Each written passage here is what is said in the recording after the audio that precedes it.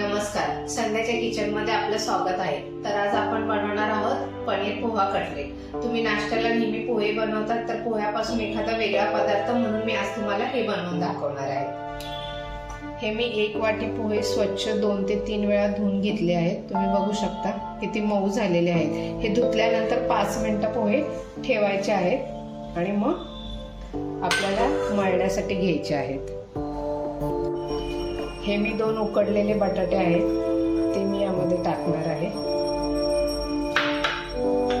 बारीक चिरलेला 1 कांदा, हे मी गाजर किसून घेतलेला आहे, हे रेड चिली फ्लेक्स, त्यामध्ये चवीनुसार मीठ टाकायचे आहे।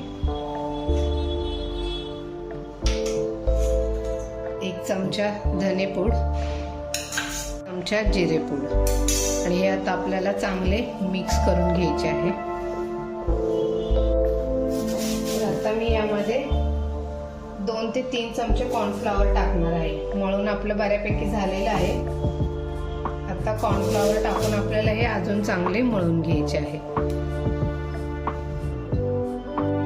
तर तुम्ही बघू शकता हे आपलं कसं पीठ मळून झालेलं आहे। मी आता ह्याला थोडंसं तेल लावून घेणार आहे।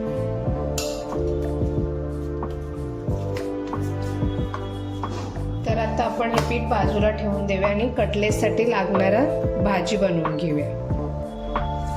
जिरे,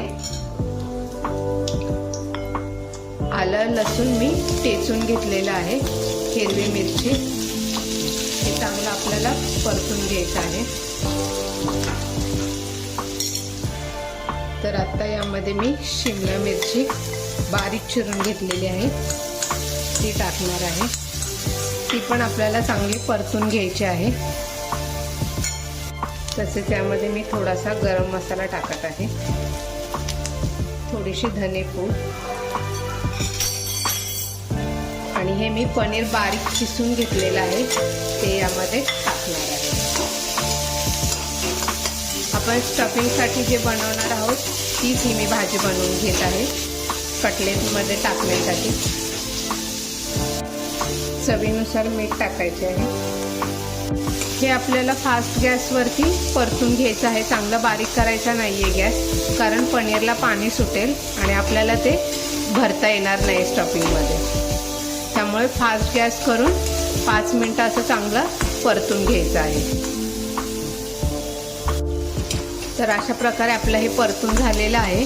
मी गॅस बंद करत आहे। तर आता अशा प्रकारे आपण ह्याचे गोल करून घेऊया। थोडंसं मी हाताला तेल लावून घेणार आहे आणि असं दाबायचं आहे।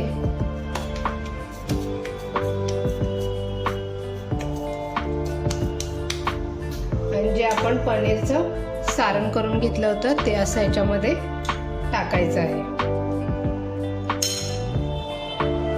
आणि हे असं आपण पॅक करून घेऊयात।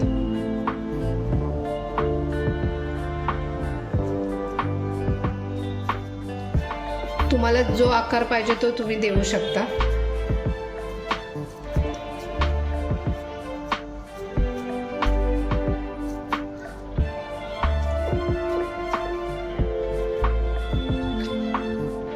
हे चांगलं पूर्ण पॅक करून घ्यायचं आहे, नाहीतर हे तेलामध्ये फ्राय करताना फुटेल। त्यामुळे असं चांगलं पॅक करून घ्यायचं आहे। तुम्ही बघू शकता मी कसं केलेलं आहे ते। तर आता अशा प्रकारे मी सर्व कटलेट बनवून घेणार आहे।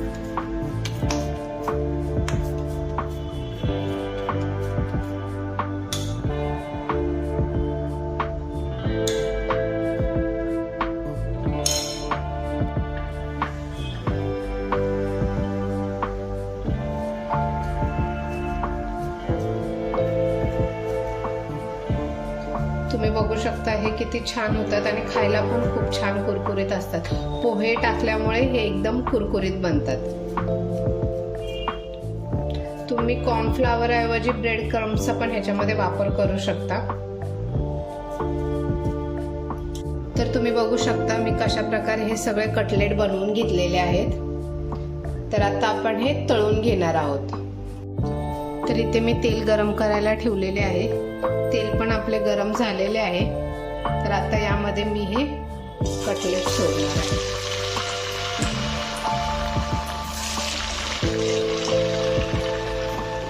गॅस बारीकच ठेवायचा आहे आपल्याला. आता आपण हे पलटी करून घेऊया.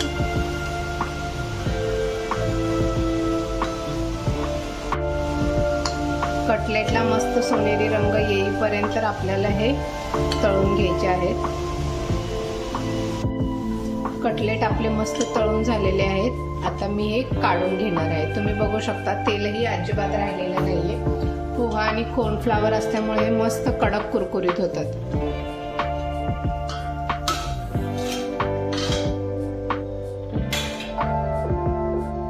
आता मी दुसरे पण टाकून तळून घेणार आहे.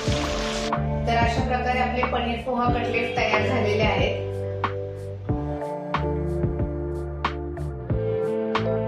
तुम्ही बघू शकता हे किती छान झालेलं आहे.